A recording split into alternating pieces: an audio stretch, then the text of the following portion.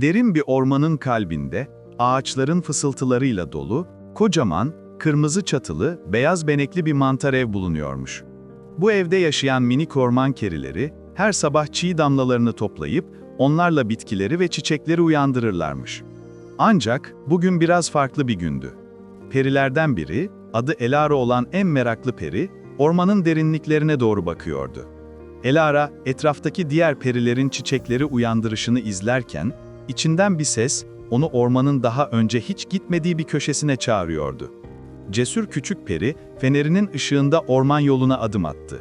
Yavaşça ilerlerken, ağaçların yaprakları arasından süzülen güneş ışınları ona yol gösteriyor, minik kuşlar neşeyle şarkılar söylüyordu.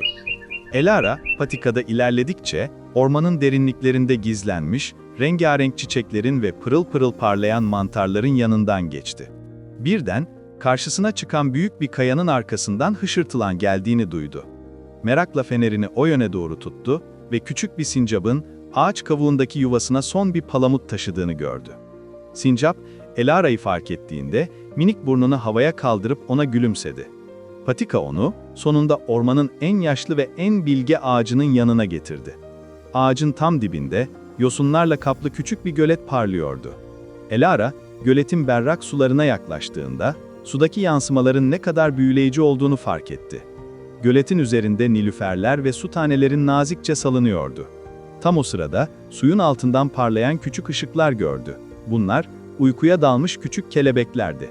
Her gece, ormanın sihirli ışıklarıyla beslenen bu kelebekler, sabah olunca uyanıp kanat çırparak etrafa neşe saçarlardı. Ancak bugün, her nasılsa uyanmamışlardı. Elara, nazikçe göletin kenarına eğildi ve fenerindeki yıldız tozlarını suya serpti. Tozlar suya düşer düşmez, uyuyan kelebeklerin etrafında ışıltılı bir dans başladı. Birer birer, kelebeklerin kanatları hareket etmeye, rengarenk desenleri parlamaya başladı. Gözlerini açan kelebekler, önce sudaki yansımalarına baktılar, sonra neşeyle havalanıp gökyüzüne doğru süzüldüler. Orman, uyanan kelebeklerin kanat sesleriyle ve narin fısıltılarıyla dolarken, Elara'nın kalbi sevinçle doldu. Görevini tamamlamıştı. Artık orman yeniden neşeyle doluydu.